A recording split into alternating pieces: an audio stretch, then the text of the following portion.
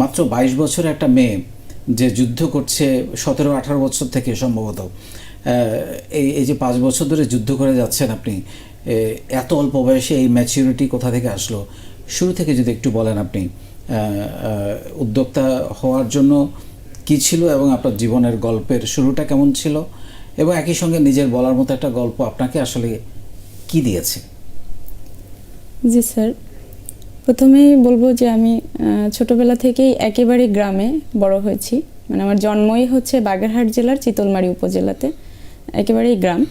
তো নিম্ন মধ্যবিত্ত পরিবারে, আমার বাবা কৃষক ছিলেন। 4 ভাই বোনের মধ্যে আমি তৃতীয় ছিলাম। পড়ালেখায় ছোটবেলা থেকে অনেক ভালো ছিলাম। 5ম শ্রেণী পর্যন্ত আমার এক রোল ছিল ক্লাসে।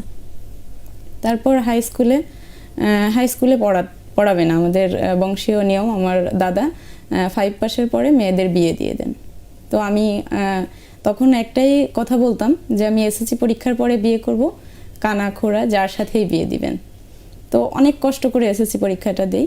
তো এসএসসি পরীক্ষার আমি খুব শর্টে বলছি, এসএসসি পরীক্ষার যে যখন আমার প্র্যাকটিক্যাল পরীক্ষা চলে, তখন আমাদের গ্রামের একজন চাচাতো ভাই, উনি হচ্ছে যিনি আমার হাজব্যান্ড ছিলেন, ওনাকে নিয়ে এসেছিলেন আমাকে দেখানোর জন্য।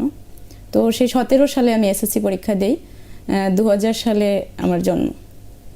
তো তখন হচ্ছে একেবারেই পারিবারিকভাবে আমাদের বিয়েটা ঠিক হয়। তো বিভিন্ন টানাপোড়েন, তারপরে হচ্ছে আমার ভাসুর বিয়ে করেছিলেন না, তো আমার শ্বশুরবাড়ি থেকে সময় চান, এভাবে করে প্রায় 1 বছর কেটে যায় আমাদের। মানে বিয়ের পরে আপনি বাবার বাড়িতেই ছিলেন? না, বিয়ে তখন ঠিক হয়েছিল। ও আচ্ছা, ঠিক হয়েছিল। তারপরে একটা পর্যায়ে মার্চে বিয়ে ঠিক হয়, নভেম্বরের 26 তারিখে আমাদের বিয়ে হয়। তো তখন আর কি আমার লাইফে সেই প্রথম ছিলেন, এবং পারিবারিকভাবেই পশ্চিমকালেও তাকে কখনো দেখি নাই আমি। তো এভাবেই তখন মনে হতো যেন পৃথিবীর সব থেকে ভালো মানুষ তিনি, তাকে যেভাবে আমার সামনে রিপ্রেজেন্ট করতেন।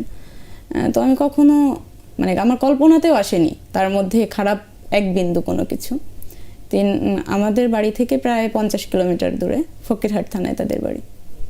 তো তিনি হচ্ছে রানার কোম্পানির ডিলার, এই যে বাইকের এবং পিকআপের শোরুম ছিল। এখন আমি যদিও তার বিষয়ে অবগত নই।